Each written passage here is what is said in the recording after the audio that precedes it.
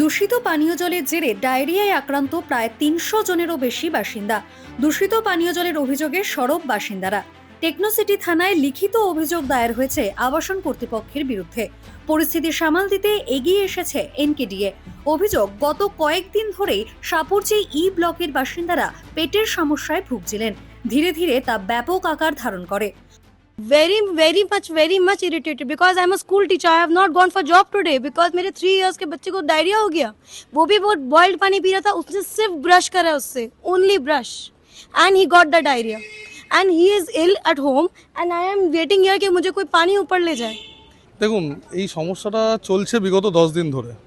সেভাবে প্রথম দিকে কেউ উদ্যোগ নেয়নি, যেটা আমরা এখানে ফিল করলাম। একাধিকবার জানানো হয়েছে।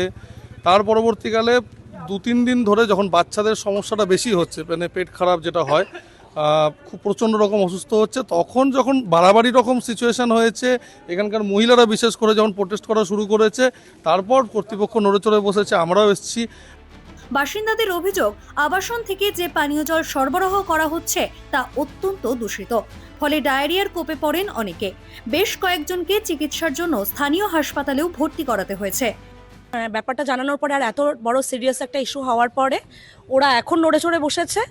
এখন এই এনকেডিএর থেকে জলের ব্যবস্থা করা হয়েছে। কিছু ওই বটল আসছে, যেগুলো ওই প্যাকেজড ওয়াটার আর কি, ওগুলো ওই প্যাকড ওয়াটারগুলো দেওয়া হচ্ছে। আর কিছু ড্রিঙ্কিং ওয়াটারে এরকম কিছু ট্যাব আপনারা দেখতে পাচ্ছেন, এগুলো আনা হয়েছে। আর ওই শুনছি যে ওই যেই রিজার্ভারগুলো আছে সেগুলোকে ক্লিনের চলছে। হোক, এখানে একটা ওয়াটার টেস্টিং ব্যবস্থা হওয়া উচিত। যেটা ধরুন, মানে এটা তো ঘটতেই পারে, হয়তো পাইপ লিকেজ হতে পারে, মানে টাঙ্কি যেন হতে পারে, কিন্তু আমরা বুঝবো কি করে? এই মুহূর্তে আবাসিকদের জন্য পানীয় জল ব্যবস্থা করেছে এনকেডিএ। এছাড়া অসুস্থ আবাসিকদের জন্য বসানো হয়েছে মেডিকেল ক্যাম্প।